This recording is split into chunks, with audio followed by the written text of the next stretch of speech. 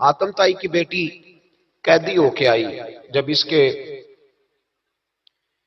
قبیلے پر، اس کے علاقے پر مسلمانوں نے حملہ کیا تو حاتم تائی کا جو بیٹا تھا عدی بن حاتم، وہ اپنی بہن سے کہنے لگا ہمیں پتہ ہے ہم مسلمانوں کا مقابلہ نہیں کر سکتے تو بھاگ جانے میں بہتری ہے، چلو بھاگ چلتے ہیں۔ تو بہن کہنے لگی بھائی تو نے بھاگنا ہے تو بھاگ جا، میں سردار کی بیٹی ہوں، میں قوم کے ساتھ جیوں گی، قوم کے ساتھ مروں گی، تو نے بھاگنا ہے تو بھاگ جا۔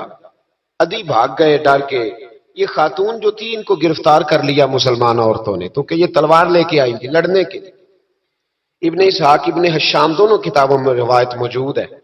یہ خاتون کہتی ہے کہ میں نے بڑے تگڑے سوال تیار کیے، کیونکہ معاذ اللہ ثم معاذ اللہ میرا خیال تھا وہ نبی نہیں، وہ بادشاہ ہیں، وہ ایک اسٹیٹ کے سربراہ ہیں، وہ حکمران ہیں، میں معاذ اللہ نبی نہیں۔ میں نے بڑے تگڑے سوال تیار کیے اور میں اپنے آپ سے کہہ رہی تھی میں ایسی ایسی باتیں کروں گی مسلمانوں کے نبی سے کہ انہیں جواب نہیں آئے گا، معاذ اللہ ثم معاذ، نقل کفر کفر نہ باشد۔ کہتی ہے میں حضور کے سامنے لائی گئی گرفتار کر کے، اور جب مجھے حضور کے سامنے کھڑا کیا گیا نا تو میرا سر ننگا تھا۔ توجہ ہے میری بات پر؟ میرا سر ننگا تھا تو میرے ذہن میں بڑے سوال تھے، میری گردن اکڑی ہوئی تھی۔ حضور نے میرا ننگا سر دیکھا تو محبوب ممبر سے اٹھے، اپنے کندھوں سے مدثر والی چادر اتاری اور حضور علیہ السلام نے حاتم تائی کی بیٹی کے سر پہ دے دی۔ بی بی کہتی ہے جب حضور کی چادر آئی تو میری اکڑی ہوئی گردن خود بخود جھک گئی نیچے کی طرف، خود بخود جھک گئی۔ سوال ابھی بھی میرے ذہن میں موجود تھے۔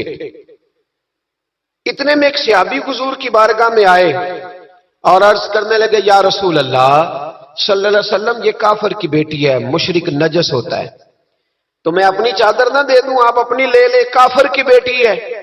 تو محبوب نے اس کی طرف جلال کی نظروں سے دیکھا، فرمایا خاموش ہو جا، بیٹیاں برابر ہوتی ہیں، تیاں سانجیاں ہوندیاں نے، بیٹیاں بولیے جی پکی بات ہے، بزرگ چپ کر جائیں، نوجوان بولے بیٹیاں، اللہ آپ کو خوش رکھے، تیاں سارے دیاں، ہاں اگر تو کسی کے گھر گندی نظر ڈالے گا تو تیرا گھر بچ نہیں سکتا، پکی بات۔ یہ نقد و نقد سودا ہے، جس نے اپنا گھر پاک رکھنا ہے وہ دوسروں کے گھروں کا محافظ بنے، پکی بات۔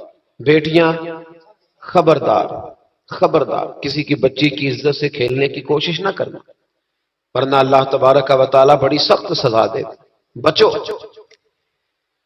وہ کہتی ہے جب حضور نے کہا نا بیٹیاں برابر ہوتی ہیں تو میرے اندر سے ایک آواز نکلی، میں نے کہا او حاتم تائی کی بیٹی تو غلط تھی، یہ بادشاہ نہیں ہے تو اللہ کے سچے رسول ہیں، بادشاہ تو سخت سزائیں دیتے ہیں۔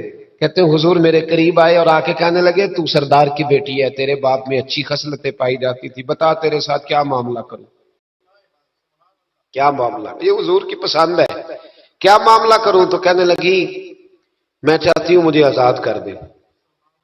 کہتی مجھے امید نہیں تھی، حضور کہیں گے ٹھہر جا، بیٹھ جا، بات کرتے ہیں، مشاورت ہوتی ہے، پھر اس کے بعد کوئی فیصلہ ہوتا ہے۔ کہا آزاد کر دو۔ کہتی حضور نے میرے کہنے پر فوراً ہی اگلا جملہ ہی نہیں کہا، فرمایا جا تو آزاد ہے۔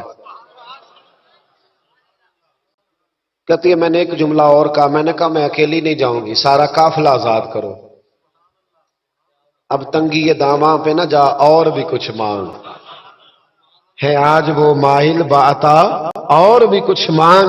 کہنے لگی اکیلی نہیں جاؤں گی، سارا قافلہ سارا قبیلہ آزاد ہو۔ حضور نے فرمایا تو پتہ نہیں کیا سوچ رہی ہے، تو جہاں آئی ہے وہاں سے خالی جاتا ہی کوئی نہیں، سارا قافلہ۔ حضور نے فرمایا بھی اس کے قبیلے کو کھانا بانا کھلاؤ اور سارے ہی آزاد کر دو۔ واپس گھر گئی تو اپنے باپ کو، اپنے بھائی کو بلایا، بلا کے کہنے لگی بھائی وہ بادشاہ نہیں وہ نبی ہیں، بادشاہ نہیں وہ، اب تو جن کو فقیر ہونا چاہیے تھا وہ بھی بادشاہ بن گئے۔ بادشاہ سلامت، بادشاہ سلامت۔ میں رات بورے والے میں تھا، بھئی مہربانی پیسے نہ لے کے آئیے گا، باپ اپنی اپنی جگہ پہ بیٹھے، یہ کام بالکل نہ کریں، اللہ آپ کو خوش رکھے، برکت دے۔ میں اس کو حرام نہیں کہتا، اور یہ سٹائل نظرانے کا درست نہیں، اس سے بچا کریں، ورنہ پھر وہی بندہ چنگا لگنا جنہیں پیسے لے کے آنا ہے۔